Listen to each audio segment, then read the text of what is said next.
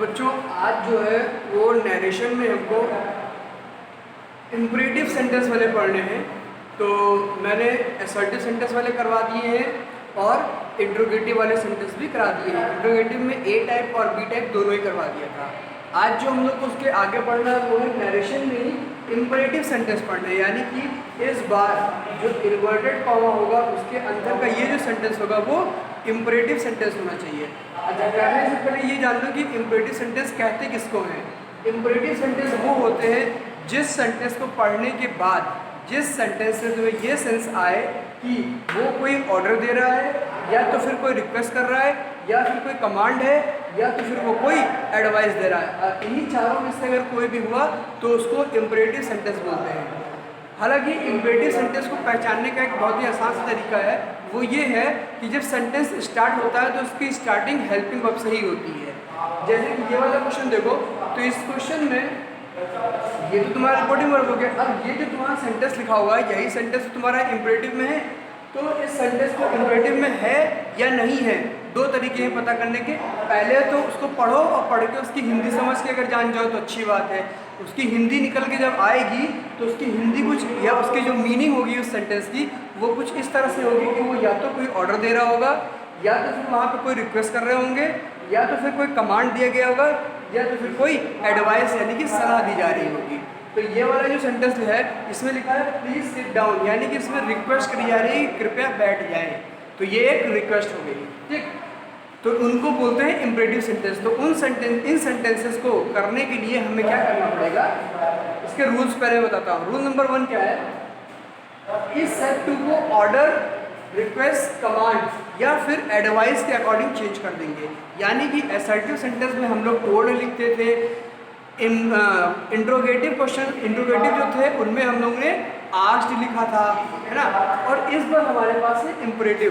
तो इम्परेटिव में क्या करोगे कि जो सेट टू लिखा होगा उसको ऑर्डर, रिक्वेस्ट, कमांड या एडवाइस बदलोगे। अब ये चारों एक साथ नहीं लिखने हैं तुमको। तुम्हें करना क्या पड़ेगा कि अगर तुम्हें ये सेंटेंस पढ़ने के बाद जो इन्वर्टेड कॉमा के अंदर सेंटेंस लिखा हुआ है उसको पढ़ने के बाद अगर तुम्हें ऐसा लगता है कि वो रिक्वेस्ट है तो तुम लिखोगे रिक्वेस्टेड।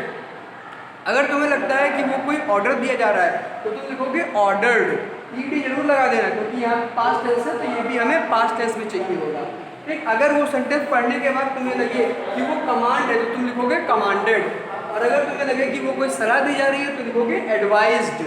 और एडवाइस जब लिखना तो उसमें एस जरूर लिखना, क्योंकि सलाह देने वाली जो सलाह होती है उसमें एस लगता है और जो सलाह केवल नॉर्मल होती है उसमें सी। हालांकि ये तुम मत देखो, क्योंकि इतना जान लो कि जो तुम्हें एडवाइस लिखना होगा उसमें एस लिखना है यहाँ पे, ठीक है।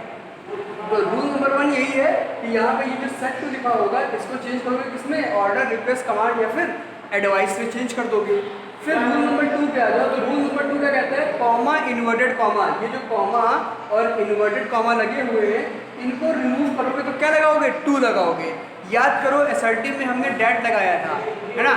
उसके बाद ए टाइप वालों में हमने इफ लिखा था और बी टाइप वालों में क्वेश्चन वर्ड लिखा था। और इस बार हमारे पास है इम्परेटिव सेंटेंस, यानी कि अंदर इम्परेटिव है तो हमें कॉमा और इन्वर्टेड कॉमा को हटा करके क्या लिखना होगा, टू लिखना होगा, ठीक है। टू लिखा जाएगा इस बार। इसको हटा के यहाँ पे टू लिखोगे, डैट नहीं लिखोगे ना तो इफ लिखोगे। और तीसरा रूल जो है वो बहुत ही आसान सा है, person and tense change as previous. As previous का मतलब है कि टेंस और पर्सन जैसे पहले चेंज करते थे वैसे ही इस बार भी चेंज होंगे अगर अंदर आएगा। हालांकि ऐसा कम होता है यहाँ पे पर्सन का आना। अब देखो कैसे करते हैं, ये एग्जांपल मैंने दिया है, he said to me please sit down, ठीक है। अब इस क्वेश्चन को करना है तो यहाँ पे लिखा हुआ है सेड टू, तो क्या होगा, लिखोगे ही।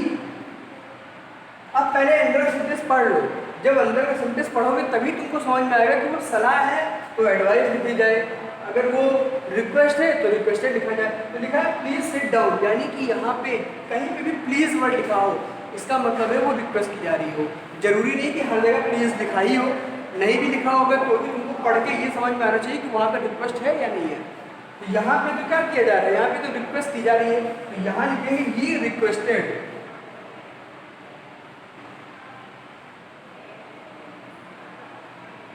तुमको अगर ये जानना है कि यहाँ क्या आना है, रिक्वेस्टेड आएगा, कमांड आएगा या क्या आएगा, तुमको पहले ये सेंटेंस पढ़ना पड़ेगा, ठीक। तो ही रिक्वेस्टेड मी, कॉमा और इन्वर्टेड कॉमा को हटा के डैट नहीं लगाएंगे, इफ नहीं लगाएंगे, क्या लगाएंगे, टू हो जाएगा। ही रिक्वेस्टेड मी टू, अब यहाँ पे लिखा हुआ है प्लीज सिट डाउन। तो देखो तुमने क्या किया कि प्लीज वर्ड को चेंज कर दिया रिक्वेस्टेड में, तो प्लीज वर्ड यहाँ से हट गया।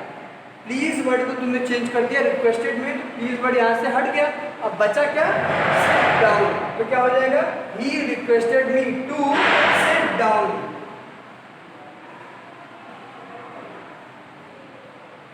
बहुत ही आसान से क्वेश्चन होते हैं, इसमें कुछ भी नहीं करना होता है। और एक बात और बता दूं मैं तुम लोगों को कि जब यहाँ कोई भी सेंटेंस लिखा हो और तुमने जैसे ही टू लिखा, टू लिखने के बाद यहाँ पे कितना भी लंबा सेंटेंस लिखा हो, जहाँ पे तुमको मेन वर्ब दिख जाए वहाँ से पूरा सेंटेंस लिख दिया जाता है। हालांकि ये वाला तुम समझ लो, अभी ट्रिक मैं और आगे बताऊंगा, ये सब ट्रिक्स हैं, तुम ट्रिक पे भी मत जाओ, पहले रूल देखो। रूल हमने क्या किया, ही सेट टू को रिक्वेस्टेड में कर दिया। क्यों किया, क्योंकि यहाँ पे रिक्वेस्ट की जाएगी तो यहाँ पे रिक्वेस्टेड कर दिया। और उसके बाद यहाँ पे लिखा हुआ है मी, तो मी लिख दिया। फिर कॉमा और इन्वर्टेड कॉमा को हटा के हमने यहाँ पे टू को लिखा है, क्योंकि यहाँ पे टू आ गया था। उसके बाद प्लीज तो गया रिक्वेस्टेड में, प्लीज चेंज हो गया है रिक्वेस्टेड में। तो उसके आगे क्या बचा, सिट डाउन। तो टू के बाद क्या लिखोगे, सिट डाउन। कोई भी चेंजेस क्यों नहीं किया, क्योंकि ना तो यहाँ पे पर्सन है, ना तो यहाँ पे टेंस चेंज करना था, क्योंकि हेल्पिंग वर्ब नहीं है, मेन वर्ब भी नहीं है, मेन वर्ब सिट है, लेकिन लिखी नहीं आएगी। ठीक, तो इतना सा तुम्हें करना है बस, और भी ज़्यादा कुछ नहीं है। पहले इसको लिखो, नोट्स बनाओ, तब आगे बताते हैं।